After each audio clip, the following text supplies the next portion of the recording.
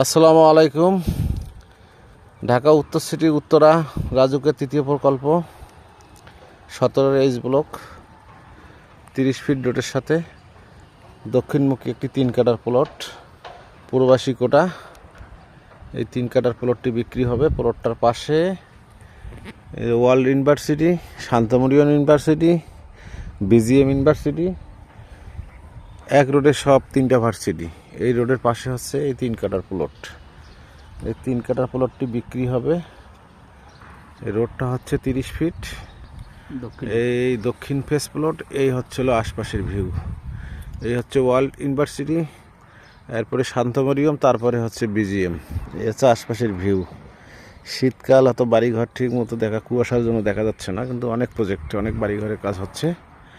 এই প্লটটা বিক্রি হবে। প্লটটা দেখেন।